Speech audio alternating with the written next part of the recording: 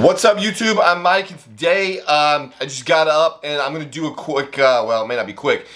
I'm going to do an update video for the cycle that has been going on now for 17 weeks. So I have been officially blasting for 17 weeks.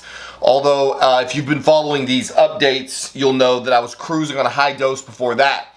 So right now we are into week 5, I think, of the after I changed up and added Deca into the mix. So currently where we're at compound wise in week 17 is we have test E at 500 milligrams a week, HCG at 700 IUs twice per week.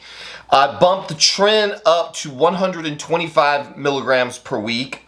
The Mast is staying stable at 300 milligrams per week, and the Deca is probably going to stay stable at 200 milligrams per week, although I'm giving some consideration to increasing that. Proviron, as it is at 50 milligrams per day, taken in 2 25 milligram doses. MK677 recently got bumped up 2 days ago to 20 milligrams per day. So I was at 10. We're now at 20, 10 in the morning, 10 in the evening. To offset all of these compounds, I am running 160 milligrams of telmisartan for blood pressure. I am running cabergoline at 1 milligram per week. I have during the last 2 weeks, I have changed the way that I take cabergoline. I used to take, when I was only needing 3/4 of a milligram a week, I would take 1/4 of a milligram every other day. Once I got up to the once I got to the point where I needed a milligram per week, it became, I was not doing a good job of dosing it. So what I've actually done is I've gone to taking 1/8 of a milligram, these 0.125, and some numbers, 0.125 milligrams per day, 6 days a week, and on the 7th day I take 1/4, which I believe works out to a milligram, if my math is good. That's what I'm taking, whatever that adds up to. So 1/8 of a milligram, 6 days a week, and 1/4 of a milligram on that final 7th day of the week. So my prolactin levels have been staying nice and stable at that dose. I am taking Arimidex at 4 milligrams per, 4 milligrams of Arimidex per week. I am taking Cialis at 5 milligrams per day, Xanax at 0.5 milligrams per day, Zopiclone for sleep at 11.25 milligrams per day, and actually that's not true. It depends. Sometimes my usual dose of Zopiclone is 7.5 milligrams, and I take half of an Ambien. But I've had to tinker with that a little bit. Like last night, for example, I couldn't sleep, and so I took 11.25 milligrams of Zopiclone and 5 milligrams of Ambien. So basically, an entire pharmacy of drugs is what I am taking. The good news, however, is that now into week 5 of the Deca, week 17 of the overall cycle, we are growing again. So this morning I woke up at 198.6, 198.8, which is about a 1.6 to 1.8 pound gain over the last week or so. I remeasured, and of course I was measuring myself, but my measurements are now 55 inches around my shoulders, up from 54, and my chest is up to 48 and a half, from around 48-ish, I think is what I said in my last video, I can't remember, 48 and a half on my chest, 55 inches around my shoulders. So I'm gaining weight, my shoulders and chest are growing. My bicep measurements are all over the place. I've been asked a couple times how big my arms are. When I can manage to get it around the biggest parts of my biceps, they're usually at 18.25 with a pump, probably more like 18 even, with, if I haven't been, if it wasn't like arm day or shoulder day, they're usually around 18.25. So that's my dimensions. For those of you who care about legs, I took a little bit of a beating in some of my shorts videos. I have not trained legs for a year at least. The reason I stopped training legs is because I have 25-inch quads, and that is as big as will fit in any of my dress pants, with 30, I have dress pants at 33.5-inch waist. So I bought 34s, and that gives me, like, my quads still feel the 34s. They're less uncomfortable, but I don't need a 34-inch waist, and so they cinch in the back, and I don't like the look of it. I just had to go from 32-inch jeans to 33-inch jeans because my legs and ass would not fit in the 32s. My ass is getting quite a bit bigger, I think. So I have not been training legs at all, and yet my legs are growing. Now, obviously, they're not growing the way they would if I dedicated to legs.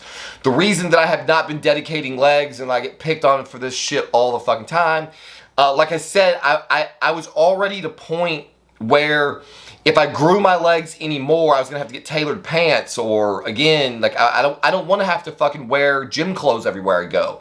My wife has thousands of dollars of sexy ball gowns and cocktail dresses and shit, and I like to be able to put on dress pants and a dress shirt and go out with her to dinner or whatever, and I don't want to have to take on that bodybuilder look or have to get tailored pants. I'm considered going to father and son, I guess not father and son's, Tailored Athlete. I know make shirts. I don't know if they make pants. There's a company here called Sarah, what's the pants company here? State and Liberty? Yeah. State and Liberty is supposed to make pants fit for like bodybuilders. I think they call them hockey butt pants, but they're supposed to be tapered in a way to fit bigger quads. So where I'm at currently is that I'm considering starting to train legs for the first time in a year again. The reason being is that they're already too big for the pants that I have, and so, you know, since 34-inch waist doesn't fit good, I feel like if I start training quads again, maybe my glutes will get bigger and fill up the 34-inch pants. I don't know. I've never cared about having tree trunk legs. Girls don't give a shit. My wife doesn't give a shit. I hate doing legs to begin with. But admittedly, you know, I could kind of get away with that when I was at 200. You know, and multiple inches smaller on my upper body. The problem is that this cycle's working so fucking well that my upper body is starting to grow, and if I keep growing my upper body and I don't add any more dimensions to my quads, then I'm definitively going to look like a chicken legs, and I certainly do not want that. So I may have to just bite the bullet and find some new pants and start training quads again. Start training legs again. So that's the doses, and that's the weight gain. So again, I'm 17 weeks into this cycle on what I consider to be very, very low doses of gear. I know there's a lot of different compounds in there, but I would consider this to be a very, very moderate cycle, and I am still growing thanks to the MK677 supporting my appetite.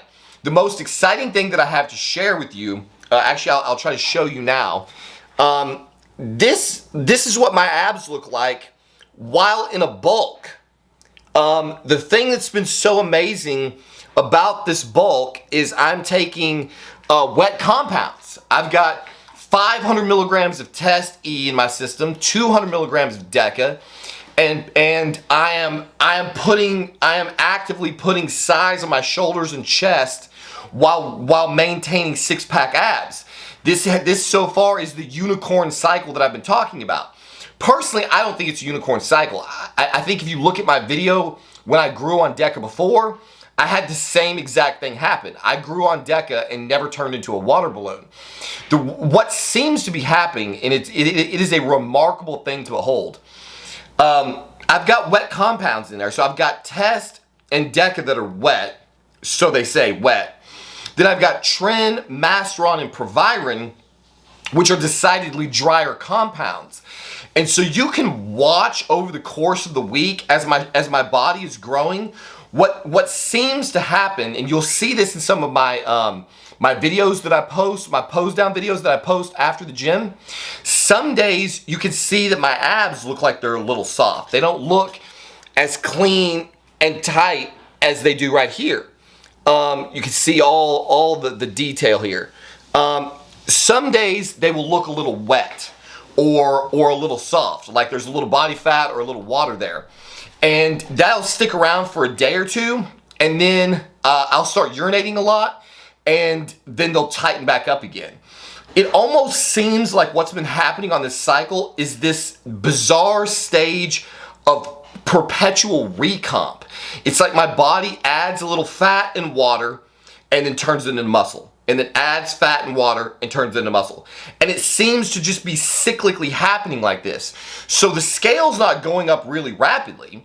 You know, over the course of the last 2 weeks, I've only gained a little over a pound, but it's good, clean weight. So I would rather be going up a pound and a half every couple of weeks of contractile tissue, maintaining all of my vascularity, maintaining all of my definition, maintaining 6 nice, really visible abs. I would rather look good the entire time I'm growing than to say put on 10, 15 pounds real quick, look like a fucking mess, not be able to see my abs, lose all my vascularity, and then go into some kind of fucking cut and peel that down. My wife is going through that shit right now, where she was on a bulk for like 10 weeks or so. And so she bulked for 10 weeks, and then she started getting insecure because she wasn't seeing the muscle definition she wanted. She wasn't seeing the abs that she wanted. She's kind of chasing this Anavar look, and she's trying to find out if Primo is going to give it to her. And so she decided to go into a cut. And the thing that you have to understand, and a lot of people miss, well, not a lot of people, because most people don't do what she's doing. Most people understand that you want to bulk, then maintain, then cut. Because what she ran smack into a wall with is when you go from a state of bulking to cutting, let's say you're in a 500 calorie surplus in order to bulk, and then you decide to go into a cut, well, you have to peel 1,000 calories off. Because you have to take 500 calories out to get to maintenance, then you have to take another 500 calories out to get into a deficit. And so 1,000 calories a day for a girl whose total caloric intake is very small. Like, she's cutting right now on 1,680 calories a day. So, you know, when that means that like 2,600 calories was what she was bulking on. So when you're at 2,600 calories and you have to take out basically a third, a little more than a third in one fell swoop, that's a lot of missing food. And so she's been real hard on herself about, you know, her eating and how fast that her weight is coming down. I think she's starting to look phenomenal. The other day, getting out, you know, I was watching her in the shower, and you can start to see the lines, the 4 abs are coming in. There's detail all over her arms and her shoulders. You can see her triceps from all the way across the gym. My wife is in a very, very dysmorphic state right now, where because she stands next to me all the time, and I go on cycle, and my gains can be much more pronounced as a man, and hers will be a lot more subtle. And then, you know, so she's constantly battling, like, did I grow? It's like, you know, do I even lift, kind of thing? You know, do I really look representative of the amount of work that I'm putting in, and representative of the amount of drugs that I'm taking, and the potential damage I'm doing to my body? So this cycle is every single thing you could possibly ask for, as far as actually growing on the compounds, growing lean contractile tissue, not getting sloppy and fat. It has been phenomenal. As far as the side effects, there aren't any. So let's start with physical. The things that I've been telling you, the milligram of cabergoline and 4 milligrams of Arimidex are keeping me dialed in perfectly with my estrogen prolactin. This is probably the best sexual performance I have ever had in life, possibly. I've had times where it was this good, but and when I say performance, let me be clear. My wife, so not performance necessarily from my wife's perspective. Like, I'm performing very well for her, but the Proviron for me is an absolute game changer. The Proviron is making me incredibly sensitive. I got kids in the room, so I'm going to try to keep this PG-13. But what? They're outside. Oh, good, they're outside. Penis sensitivity on Proviron is out of this world. Basically, what it allows you to feel like is you're edging through the entire act. She feels so good on Proviron. It is like a challenge. It's the ideal situation. It's where you have an incredible amount of sensitivity to where you know you could finish on command at any single moment, but you also have an incredible amount of control to where literally we can have sex as long as she wants to. She can have multiple orgasms and then she can be like, okay, your turn, and bam. I mean, in seconds, I'm there. So it just feels like I have absolute total mastery of the bedroom. And the best part of it is with the Proviron, I actually get to enjoy it the entire act. Often when I say that I have dialed in my sexual performance to the max, what I usually mean by that is part of what I just said. That I can last as long as she wants and then I can finish on command. That's what I consider perfect sexual performance. This is like perfect sexual performance on steroids. It's like I have the ability to last and finish on command, but I'm super sensitive throughout the whole act.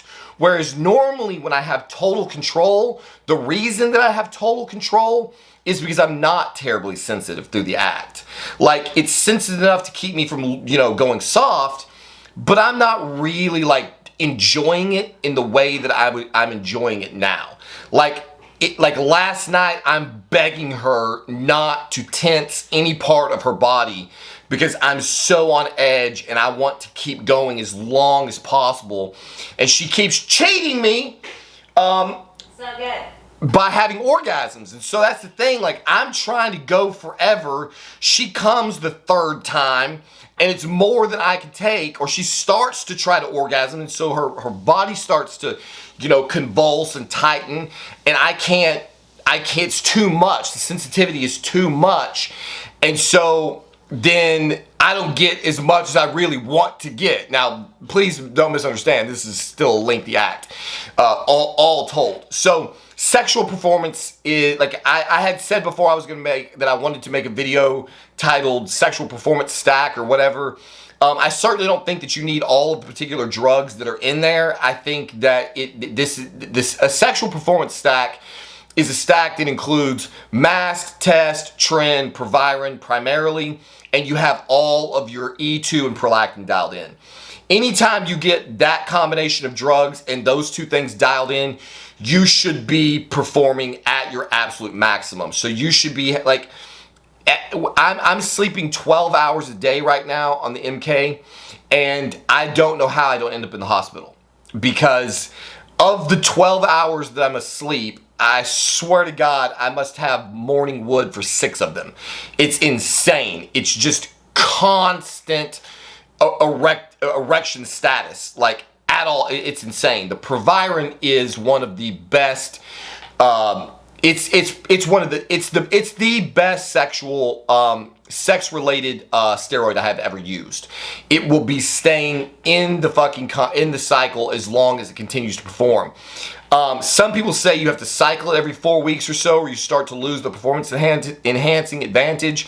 If that happens, then I'll drop it for a little while if there's some kind of resensitization or something. But so far, I've experienced no signs or symptoms that I'm crushing my SHBG, which Vigorous Steve's made a bunch of fucking fear-mongering videos about what happens if you crush your SHBG. Right now, at 50 milligrams of Proviron and a number of other compounds, and having been on blast for 17 weeks, and having been on a high cruise for 8 months prior to that, I am experiencing 0 signs that I have crushed my SHBG.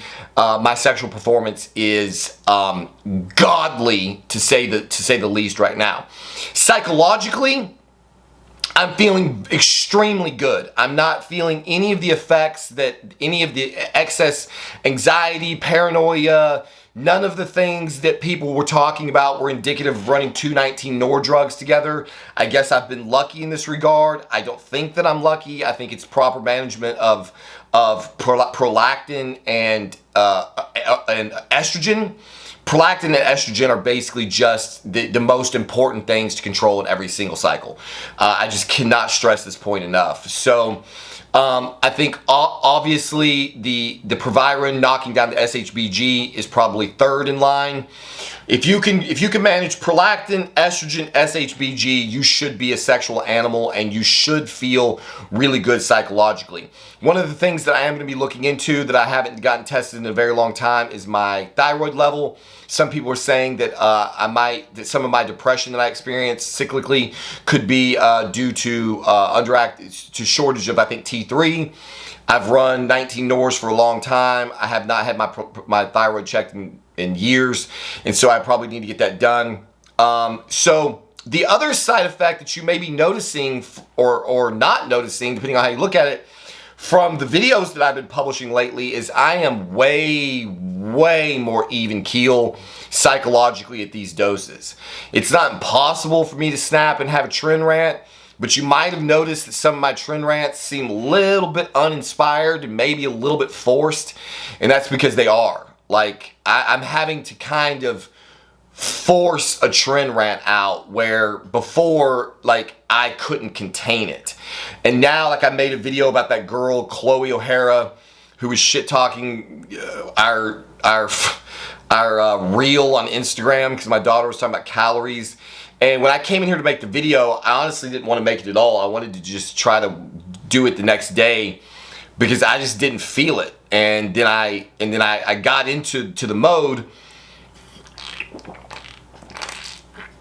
Excuse me. I got into the right mindset, but my rants just feel a little forced because honestly, I'm not feeling that aggressive.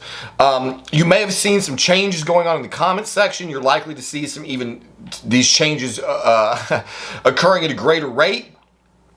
Also, because with the excess Tren out of my system, I'm not taking everything as fucking personally as I usually do. I'm not taking every negative comment as a personal attack, although I think these people intend it to be. Their attacks and their smart ass comments, they just not really getting to me in the same way. More often than not, I just want to ignore them. But I know that interacting in the comments drives the algorithm. And so I'm starting to lose my ability to really give a shit about negative comments. In fact, what I was realizing this morning is it seems pretty clear to me that the haters, like I've got 4 or 5 people that will just post like the same comment. One guy says, "Too many compounds, little boy." I don't even know who he is. There's another Dustin or something. He always shit talk. There's like a handful of guys that, like, I post a video, they're one of the first people to watch it and the first people to comment on it, and it's always hate.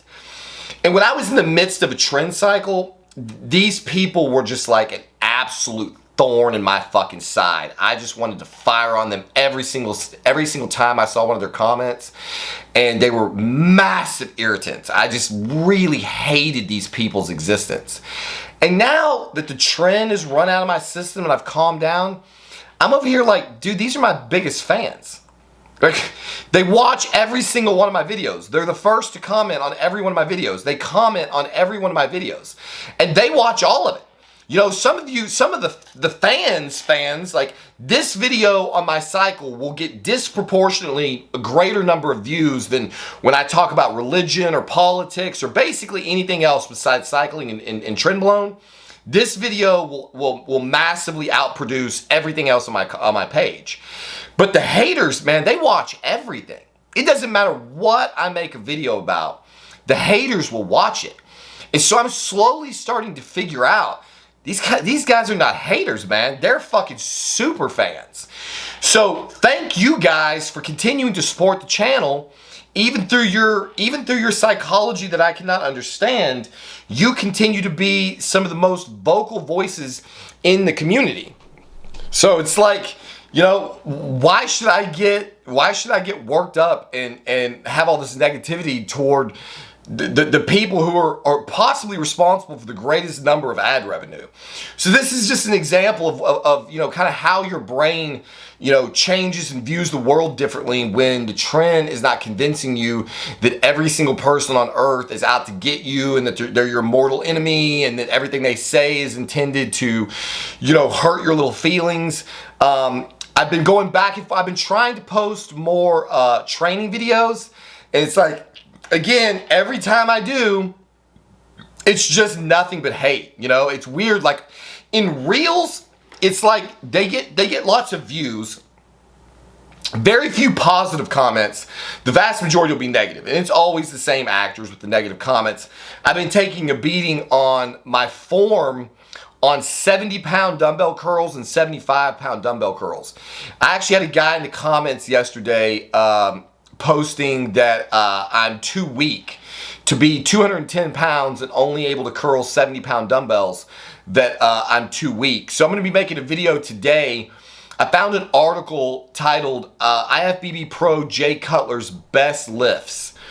It's from the Old School Muscular Development magazine. So I'm probably going to be making a video today going into that article, because I think it really puts a lot of things in perspective when you look at the way guys are coming at me about my supposed weakness, and then you look at what Jay Cutler, 4-time Mr. Olympia, who outweighed me by 100 fucking pounds, what this guy was capable of lifting, what his max lifts were, and then the weights that he would choose to rep with. It puts a lot of shit in perspective, and it's about to show the asses of a lot of my haters, because I'm finding out I'm nowhere near as weak as even I've been thinking I am. So that's one of the biggest reasons that I always modeled my routine after Jay Cutler, is because he was one of the other smart guys in the bodybuilding world, where he realized that, you know, being the strongest guy in the gym has nothing to do with bodybuilding. All it does is lead to injuries and excess recovery periods and joint problems. And so he focused on lots of reps, lots of volume, time under tension. He was really good at activating, you know, focusing the actual muscle, not doing full range of motion workouts, not doing big, heavy fucking, you know, compound lifts and shit. And so I was reading his leg press numbers last night, and I was shocked to see that, you know, my wife is over here leg pressing 700 pounds. Jay Cutler was choosing to rep at 1,000 pounds, but he was repping 1,000 pounds on the leg press for 20 to 30 reps. This is a rep range I've never even considered using. So what I may be getting ready to do is to try to do a little shock on the system for a little while and jack up my volume and turn down some of my weights and see if that doesn't spur some extra growth during this cycle. So I think that pretty much covers it. Everything is going better than I could have ever dreamed. I'm growing. I'm staying phenomenal. I'm staying peeled and in shape the entire time. I think if this video ends up looking half as good as I look in my viewfinder, you can see that I'm full and round and vascular, and my abs look great. And so I absolutely could not be happier with this cycle. The only concern that I have at this point is that, and I was telling my wife this last night, usually at this stage of the game, especially at this stage of the game, 17 weeks into a cycle, I'm usually feeling the psychological load. Like I'm pretty beat up feeling, my body's pretty beat up. Psychologically, I'm feeling pretty beat up. And I'm starting to really feel the weight of the cycle weighing on me, and it makes me go, okay, you know, I think it's probably time for me to dial the doses down and take a break. I'm currently actively growing on a cycle where I'm at about 1,150 milligrams of gear per week. And honestly, I don't feel like I'm on cycle.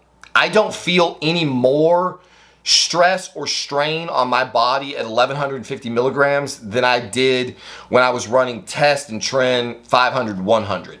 So I've got the 500, 100 test in the cycle now, and I added 300 milligrams of Mast, 50 milligrams of Proviron, 200 milligrams Deca, MK677. I added a whole bunch of shit, but none of the drugs that I added came with any. They're not psychoactive, and they're not straining my body in any way.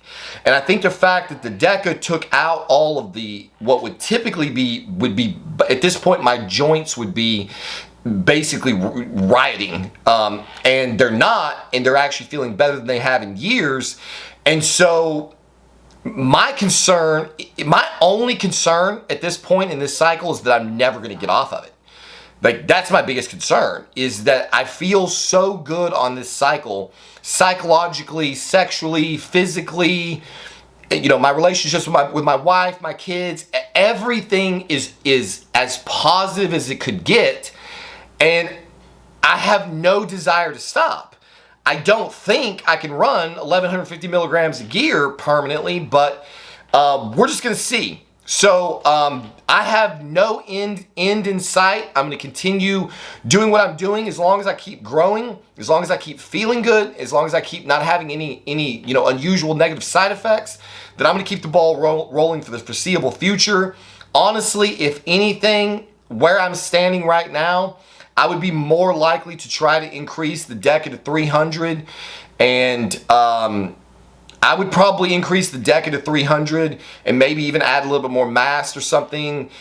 If anything, from where I'm standing right now, if I stop growing, I'm more likely to increase the doses in small amounts and see if I can't spur some more growth and see if we can't get to 220. So there you have it. I think I've rambled on long enough. Again, you can see kind of the lack of energy maybe in this video. I'm just not feeling the fucking rage that I was experiencing on all of that Tren. Decidedly more calm. I'm going to be making a variety of content coming up soon that I have been steering away from making because I was letting the haters get into my head too bad. I was letting the analytics get into my head too bad. And I've realized again that if I try to make the content you guys want, if I try to shy away from the topics that I care about talking about because I'm afraid that I'm gonna lose Christians in my audience or liberals in my audience or homosexuals in my audience or fat people in my audience, if I make my content based on pandering to all of you, what will end up happening is I'll delete the channel because I'll hate every video that I make, and I'll feel like I'm a fucking slave to a bunch of people that I don't know.